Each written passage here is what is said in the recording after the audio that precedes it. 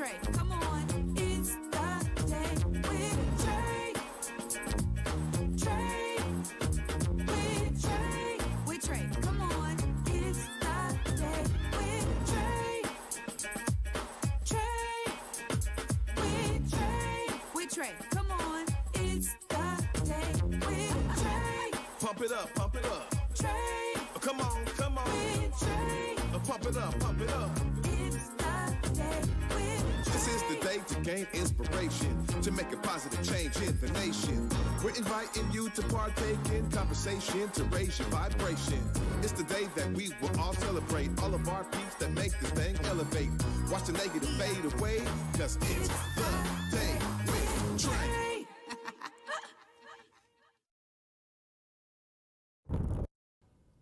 Grand Rising, everyone. Welcome to the Day with Trae. I'm your host, Trae Holiday. I want to welcome you to a wonderful Wednesday. I'm really excited. Got two phenomenal guests in the building. I get to start off with Alexis Mercedes Rinck. She is throwing her hat in the ring for Seattle City Council. So we're going to be talking to her about all of her plans. And later on in the show, we got Shaquan Smith joining us to tell us more about Seattle Parks and Rec's Community Fund, y'all. So I'm looking forward to it. It's like unity, okay? So it's all about the unity, and I'm excited to have him here in the building. Of course, you know it is the top of the show, so it's a perfect time to tag and share the stream. That's right. You all can help us grow. Go ahead and share this stream with folks who you feel could benefit from a daily dose of dopeness right here on the Day with Trae.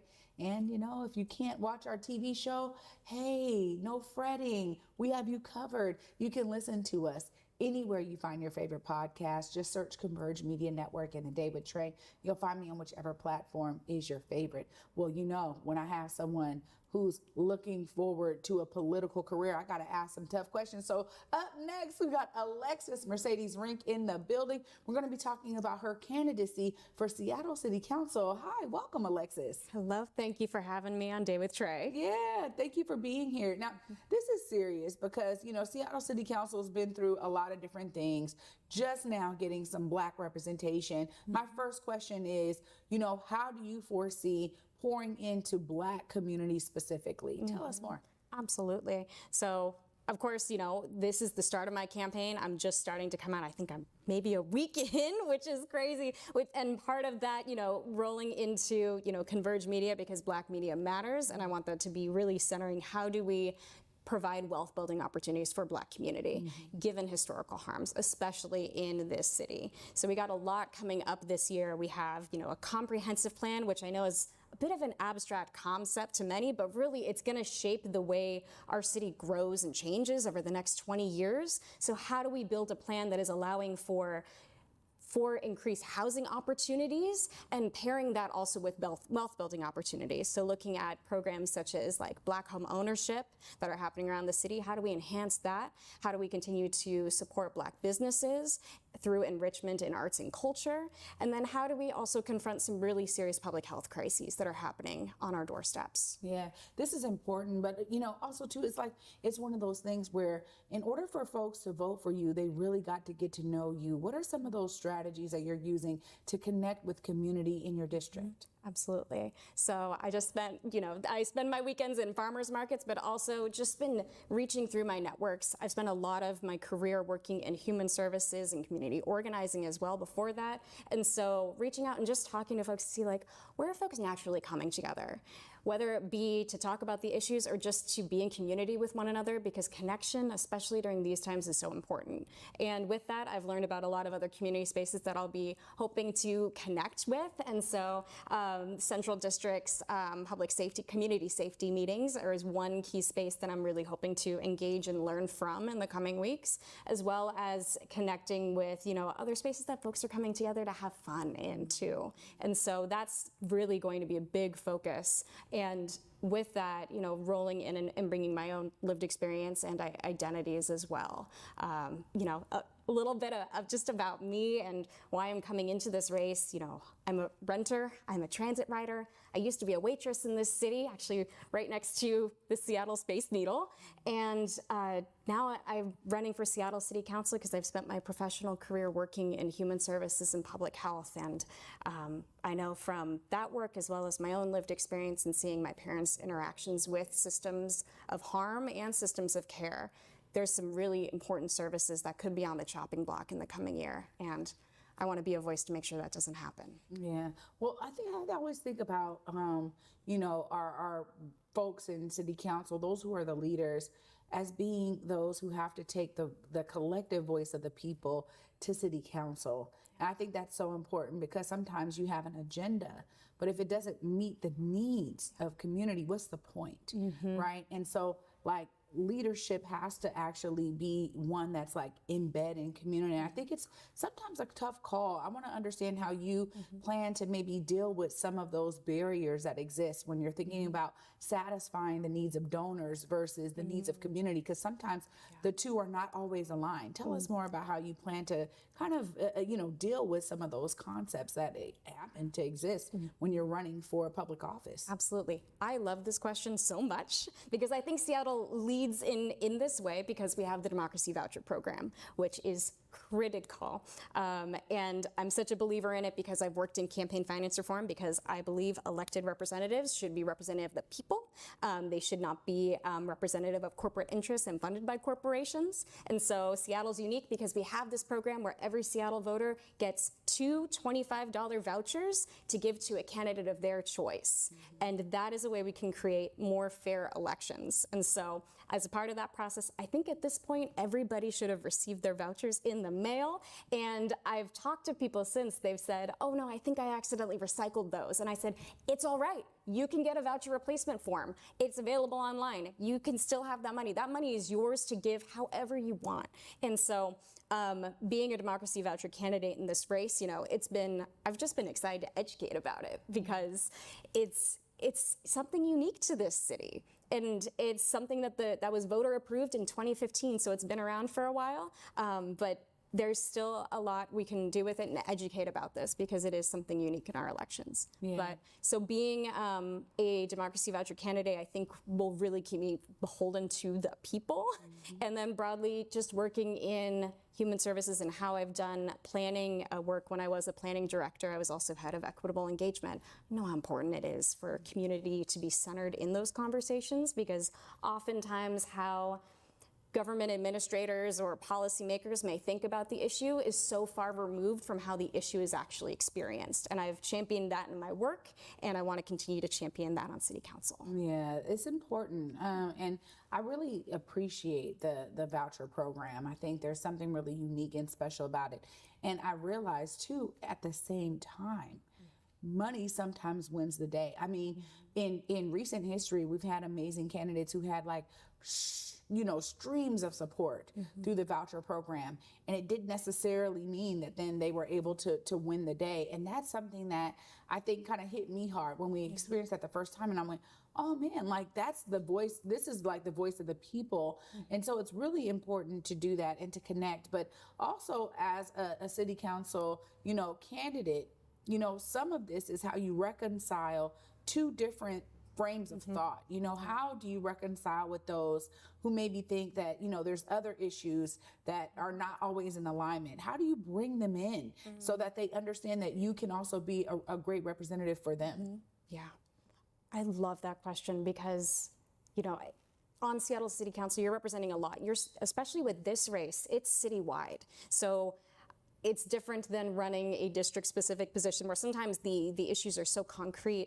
Being an at-large position, it's representing the full city. And we know that the experiences out in University District compared to West Seattle, compared to Magnolia, compared to Ballard, they're so different. And so I've always tried to champion an approach of, you know, I want to hear what's on your mind. What's the thing that keeps you up at night? What's the thing that you love about living in Seattle? And what makes you proud to be here? And what would need to change to make you feel proud to be here? And so with that, having those candid conversations, but I always try and really authentically listen to understand what's underneath that feeling. underneath what you're saying, and how can we find shared ground on what that feeling is. So with that, I really try to center, what is it that somebody is saying to me, and what's the feeling underneath it, and can we unite on the feeling? Yeah, I think that that's really a kind of a smart approach, honestly, Alexis, because this city feels sometimes so divided. And when we think about the racial wealth gap, it shows a lot. The statistics show a lot in terms of where people are prioritizing, maybe their values or where they center themselves.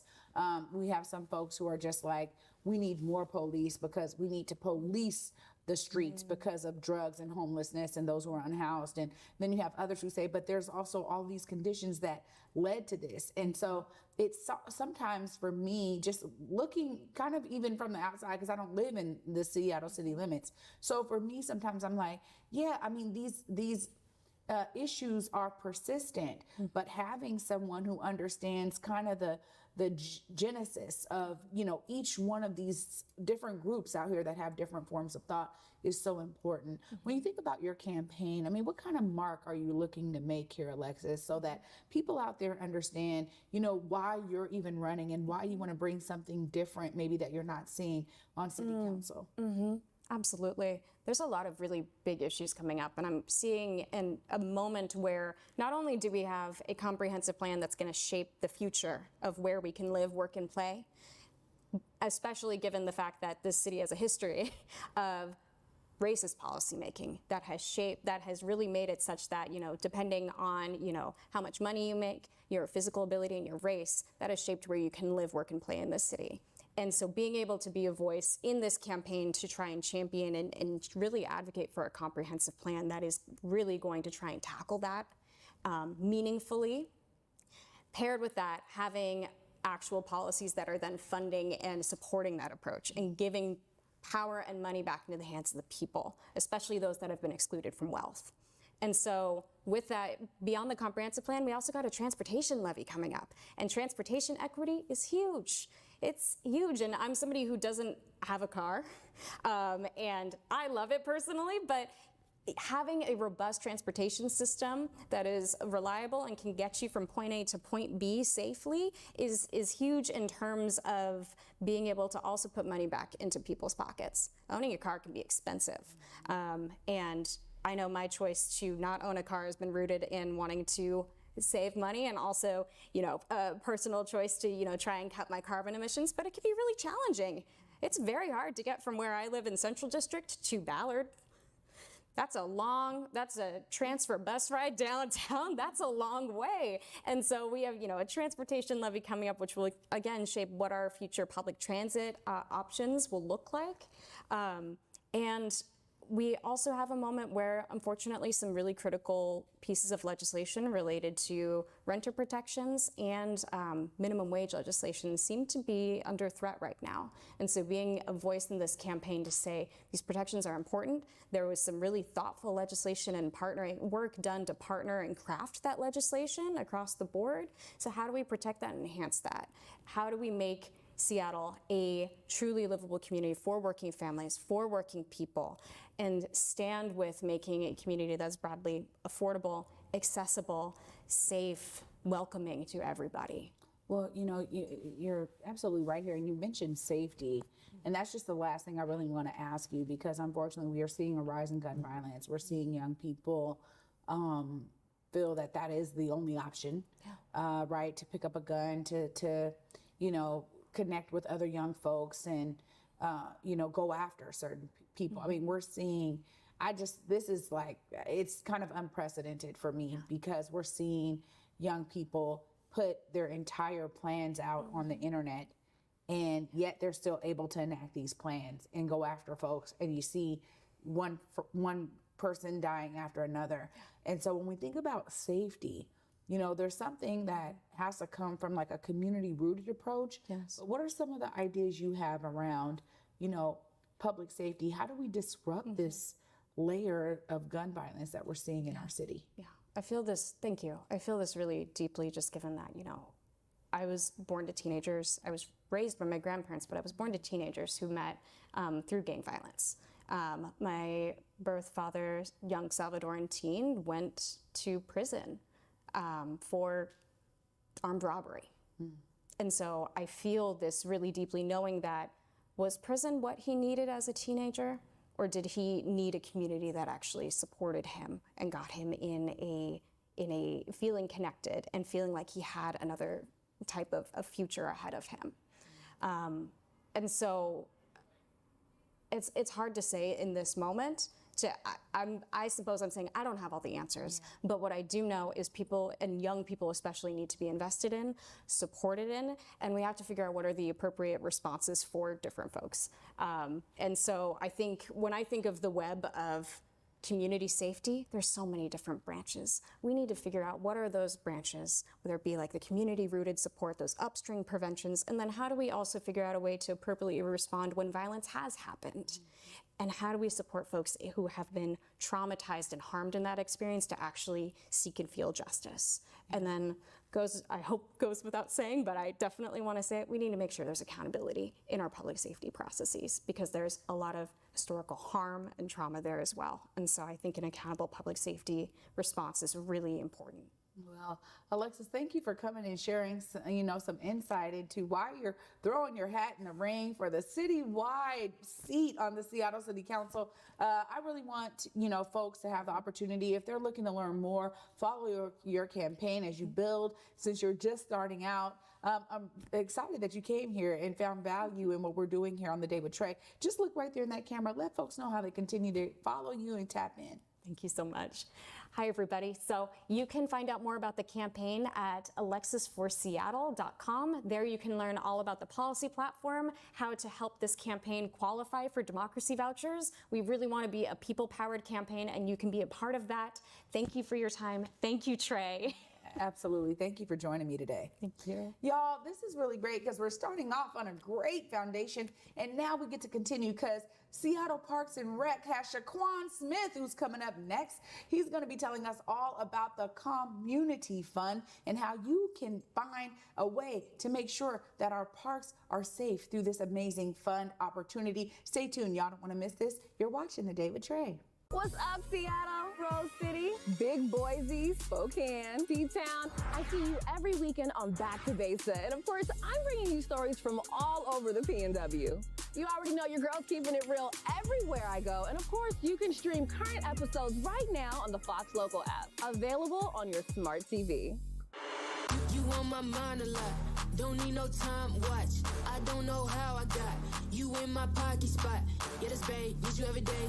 You seem like the barging down, got my heart no barging in. From the bed to the floor to the couch, might wake the neighbors up, break you in and break you out. In the end, we gon' make a child. Then we gon' hit the show. Part 2, we don't need no pause. You miss me, we gon' get cookies, you don't need a power shot. Copy my steel, face the fact that, copy my steel, face the fact that. What's up, everybody? Trae Holiday here with a special announcement. Something sexy for the city is coming to our town, Tacoma Dome, May 3rd. You want to get your tickets today because you want to see Ashanti, Monica, Maya, Kiki Wyatt, and Anne Marie. Y'all, I have the pleasure of emceeing this phenomenal concert. Join me and get your tickets today for an epic performance from these R&B divas.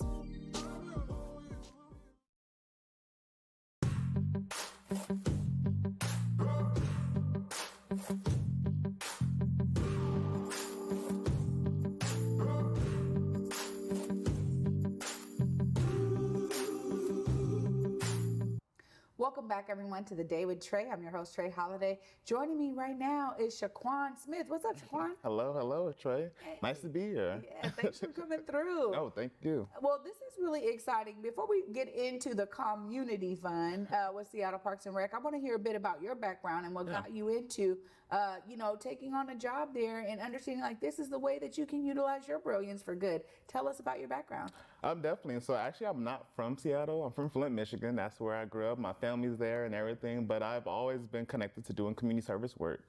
My granddad was a pastor, so I grew up, working in the soup kitchens at our church and doing volunteer work. And also, I've always been connected to the environment. My granddad is growing from the South. We have a garden and things like that. My first job was actually as a gardener. So as I grew up there and I went on to transition into school, I became an urban planner with my background, and transitioning out of college, I joined the AmeriCorps doing community service work through a nonprofit in Detroit that was focused on doing pretty much environmental justice, sustainability work in neighborhoods in Detroit, more specifically those, you know, within our Black and brown communities. That pretty much a life-changing experience for me. I thought initially I was going to go and be like a landscape architect, but I realized how connected I was to community and doing that community advocacy type of work. So when I moved here to Seattle, initially I joined the Department of Neighborhoods. And as you know, they do that's their bread and butter, is working with community.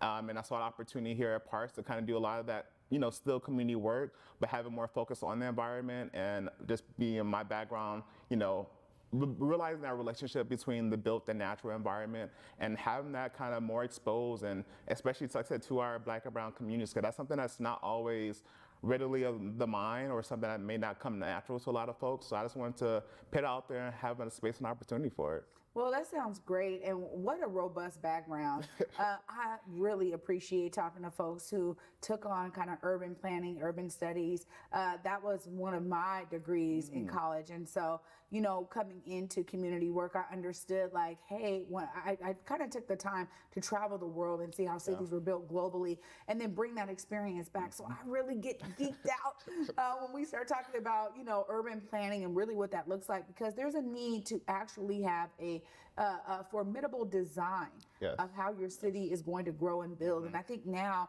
in the world of equity, and under everyone understanding the importance of equity and belonging, you know, we have to think about that when we talk about the natural environment and our built environment. So I appreciate you bringing your brilliance to Seattle and allowing us to, you know, experience your greatness through the work. What are some of those things that you've been excited about as you join Seattle Parks and Rec? Before we could even get into the community fund, tell us about some of those other areas of your work that have really been inspiring to you. Yeah, so definitely also too, I'm a planner for Beersheba Park. I think for me, that's also been like, it's one of my first projects working with parks, and to be quite honest, the most exciting thing is really just working with the community. The community there is so passionate, and to see them, like, you know, anything like in terms of improvement projects, they're just so ready to go and like to get in the middle of things. And that's been inspiring for me to see how passionate this community has been. And they have gone, and there's so much that the community has gone through, especially like I said in the southeast of Seattle, just in general. But I think, yeah, they are my inspiration to continue this work and like being partners with community. I think, and that's the big part of it too, is that I think working in the city, I think we need to realize more and more of how we can do more partnerships with community. I think oftentimes there's a top-down approach where it's like, you know, we're the city, we know what's going on, we're the experts. And I always tell people, I'm not the experts. Especially when we're doing work with community, I said the experts are the community. So that's who we should be having as leaders in this work. So that's honestly been the most exciting thing about doing this work with parks. Well, I really love that, because I gave I still am. Yay. All of my folks out there know, when it comes to Garfield Superblock, Trae Holiday is, you know, I'm still connected as much as I want to be there all the time and can't be, but pouring into that effort was a great reminder of the beauty that you get when you do allow community to lead these projects. Ultimately, there's such a great need for us to be led by a community voice. So I love that as a good example of inspiration in your work. Now, this community fund through Seattle Parks and Rec, I want to understand the details of the Shaquan. Tell us more about this. So the Park Community Fund is a community-led process. So we take on practices from participatory budgeting and a few from grant making as well. And essentially we're trying to do park improvement projects within our frontline communities.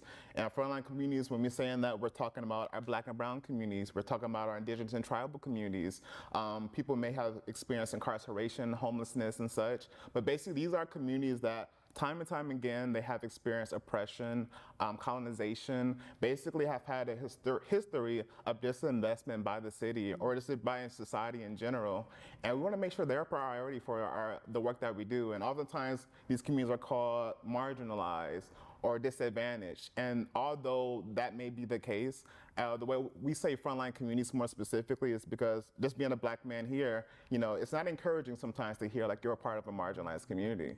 So we say frontline primarily because one, these communities typically are on the front line to these impacts that happen, but also to these communities are on the front line of making change. So we say front line saying like, we're standing up and saying, not only they may be marginalized, disadvantaged, but without them, change won't happen. So that's the big piece of the program here. And essentially, we're able to do projects up to $1.5 million.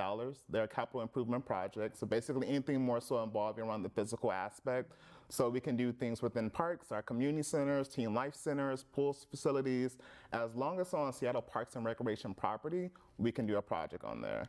And basically we have 2 tiers of awards. Our smaller projects are up to $150K, and our larger projects are up to $1.5 million. And our process, we go through, like I said, we have different stages. Planning and programming, which we just got out of, where we're trying to figure out how do we even run this program? How do we put this together? So that took about a year and a half to kind of work through that. And right now, and the biggest piece is project selection. So during this stage is where we go out to community, solicit for ideas, and we have 3 stages for that. We have idea collection, product development, and final selection. So idea collection, which is happening right now, and people can go out and submit ideas, and we're doing that through in-person or online. We have an online platform as well. But we're asking people to submit ideas. What's going on in your community that you would like to see improvements happen? And people can participate at their local community center. If you go to your local community center right now, you can submit an idea. There's a ballot box right there at the front desk ready for you to go. But we also have community events that we're doing, and we're doing pop-ups here and there. We have a few community partnerships as well. Like I said, partnership is a big piece of this program, so we're working with organizations like City Collective, Mary's Place Seattle, Rainy Beach Action Coalition, Hip Hop is Green, and there's more and more and more that we're continuously trying to work on. And we're still, if people who's hearing this right now and want to participate, feel free to reach out to us. But you can submit an idea. And like I said, it's very simple. We have a little submission form. And the reason why we're doing it this way too is because typically, we're not calling it a grant program because we're not necessarily giving funding out to community. These products will be developed and implemented primarily by city staff and crews. But we're going through a very simplistic process to eliminate as many barriers as possible for entry. Like again, so we're trying to work with our frontline communities. And so instead of having community work through this large application process, do all these interviews and submit all this documentation, and then in the end, may not even get chosen. So why put community do that process? So what we're doing is we're just asking for, you can leave your contact information if you like, it's optional. But just the name of the project, how it's impacting your community, what is the need in the location, and we'll take it from there. We'll move it through our project development stage, and that's where we add more of the meat and potatoes, as I say, to that project idea. And we do a vetting process with community as well. And we work with our partners to do a review process. So we'd go through like feasibility, project support, what's the benefits of the project, and from there, the final vetted products will go to final selection. So let's say in idea collection, we collect 100 ideas. By the time we make it to like product development, we'll narrow that down to around probably 25. And then during final selection, we'll start off and going back out to community, and then they'll select their top projects, and then we'll move those that feedback to our board and park and recreation commissioners, and they'll take that to do a full-on analysis and review, and then they'll give it to our superintendent for final approval.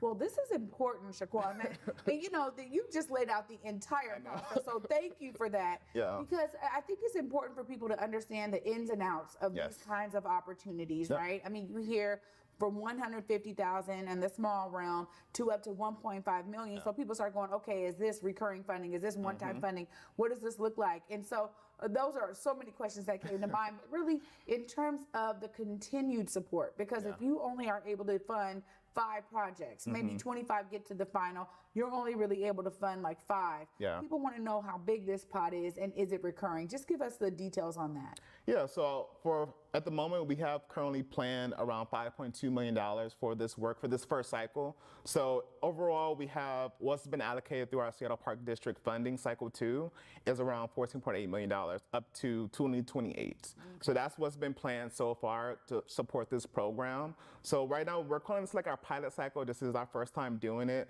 But we are anticipating possibly having 3 cycles by 2028. And what we're doing is on again, off again situation in terms of project selection. So another stage of the program is we're going to do an evaluation and workshop series. So like for right now, it's project selection. Next year, we're going to take a break to do an evaluation to see and go back out to community as well. And like, how did this program work out for you? What needs to be improved on? What could be better? And then at the same time, we're going to be walking through our park development process. So once these projects get funding, what does that look like? How do these get implemented? And I work in community quite a bit, and it's like, sometimes there is an expectation of like, okay, we told you what project is and expect it to be delivered next year. I mean, next week or so. And it's like, that's not how it works. So like, we can walk through that process together and also get input on how we can do better in that process as well. And also offer it as a space for community to share their own resources. Oftentimes, I work with different community groups, and some of them have a lot of great skill sets that can be shared with the others as well. So whether that's around grant writing, other ways to do community advocacy work. And so we want to have that shared space, not just for us to come to them, but also community can share their own resources to other communities. Yeah. So that's essentially what's going to be happening in terms of the continuation of a program like this. Well, this is great. This is honestly a great program, and I want to highlight a few things before I give it back to you for you to make sure people know how to tap in. But one, I love the term of frontline communities. I mean, every time they talk about marginalized, disenfranchised, divested from, you just get, those who are the most impacted, the most harmed. I'm like, oh my God, all of it is such negative language, honestly. So I appreciate the term of frontline community saying, no, we're talking to those who are on the front lines. That, maybe all those other things are true. So I appreciate that. And also the continued community voice as a part of your process. It's essential. And more cities need to understand, in order to do things right when it comes to city planning, it's got to be led by community voice. It just does. So thank you for that, for bringing the insight and the detail here so we can all know what's going on with the community fund through Seattle Parks and Rec. Of course, if folks out there are like, hey, yo, I need to be in, or my organization needs to be a part of it, look right there and let them know how to tap in. So you can find us at bit.ly, so that's bit.ly/Park Community Fund. That's our online base, and you can submit an idea right now. So idea collection goes until April 30th. So you have until the end of April to submit an idea, or you can email us at parkcommunityfund@seattle.gov. And like I said, again, you can reach out to our community centers as well, and so you can check out some of our local events. Right on, Shaquan. Thanks so much for being here. Thank you. I really appreciate it. Well, I'm looking forward to getting some updates from you too as this process I'll keep you posted. I'll keep you posted. Right on. Y'all, this is amazing because I love to be able to get inspired by my guests every weekday here on The Day with Trae. I'm going to wrap all of this up right after this short break. Stay tuned. You're watching The Day with Trae. You on my mind a lot. Don't need no time, watch. I don't know how I got you in my pocket spot. Yeah, that's babe, miss you every day. You seem like the barging down. Got my heart no barging in. From the bed to the floor to the couch. Might wake the neighbors up. Break you in and break you out. In the end, we gon' make a child. Then we gon' hit the show. Part 2, we don't need no pause. You miss me, we gon' get tipsy. Don't need a power slide. Copy my steel. Face the fact that copy my steel. Africatown Plaza is our latest affordable housing development project. It's 126 units of affordable housing over community commercial space. It's the first time in my career, and I've been doing this for 10 years, that I was able to design for people who look like me. Africatown Plaza is a beacon of hope. Africatown Plaza is a love letter to the community.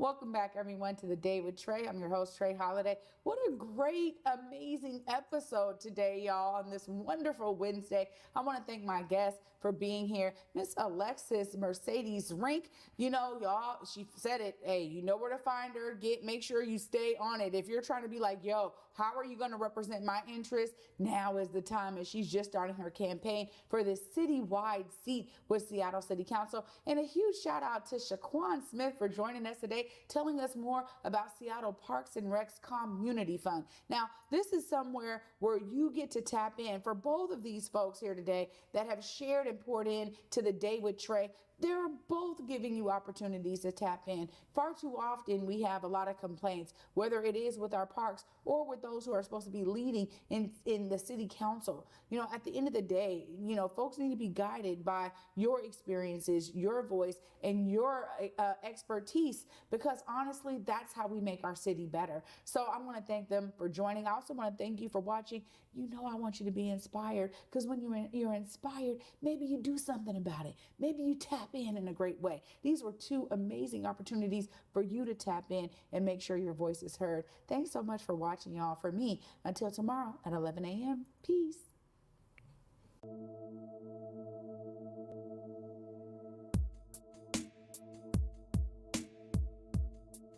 Converge Media produces culturally relevant content for Black and urban audiences. Our coverage is raw, transparent, and objective, praised by community leaders, government officials, and residents. Support Converge Media today via Venmo, Cash App, or PayPal at Converge Media.